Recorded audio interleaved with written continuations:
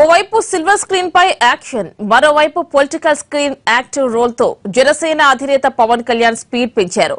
చేతిలో 2 సినిమాలు ఉండగానే మరో మూవీ స్టార్ట్ చేశారు. అనంత సభకు సిద్దమవుతోన్న సమయంలోనే తెలంగాణలో పార్టీ సంస్థాగత నిర్ణయంపై దృష్టి పెట్టారు. తెలంగాణలో కీలక పదవులను భర్తీ చేశారు. మూవీస్ అండ్ పాలిటిక్స్ బ్యాలెన్స్ చేస్తూ వెళుతున్నారు జనసేన అధినేత పవన్ కళ్యాణ్. సినిమాలకు ఏమాత్రం ప్రాధాన్యత తగ్గించకుండానే అదే సమయంలో రాజకీయ వ్యూహాలకు పదును పెడుతున్నారు. వరుస సినిమాలతో బిజీగా మారిపోతున్నారు పవన్. ఓవైపు కాటమరాయుడు షూటింగ్ జరుగుతుండగానే వేదళం రీమేక్ మూవీ పూజా కార్యక్రమాలు పూర్తి చేసుకుంది. లేటెస్ట్ గా మరో సినిమా ప్రారంభించారు. త్రివిక్రమ్తో మూవీస్ పై చర్చలు నడుస్తుండగా ఈ చిత్ర లాంచింగ్ కార్యక్రమాన్ని రామానాయుడు స్టూడియోస్ లో నిర్వహించారు.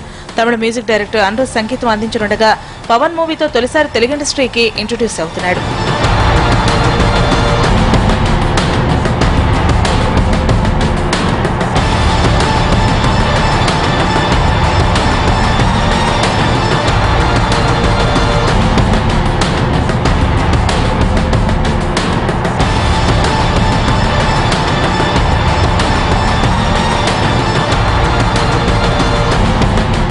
ఇక పొలిటికల్ గాను పవన్ కళ్యాణ్ బిజీ అయిపోయారు. గత కొంతకాలంగా రాజకీయపరమైన నిర్ణయాలను వేగంగా తీసుకుంటున్న పవన్ అదే పంథాను కంటిన్యూ చేస్తున్నారు. పార్టీని తెలుగు రాష్ట్రాల్లో బలోపేతం చేయడం కోసం కీలక నిర్ణయం తీసుకున్నారు.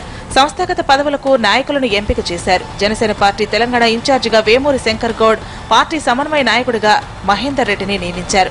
పార్టీ ఆవిర్భావ సమయం నుంచి ఉన్న వాళ్లకు పదవులు అప్పగించారు. అటు ప్రత్యేక హోదా కోసం వరుసగా సభలు నిర్వహిస్తున్న జనసేన ఈ నెల 10న అనంతలో జరిగే సభకు చురుకుగా ఏర్పాట్లు చేస్తోంది.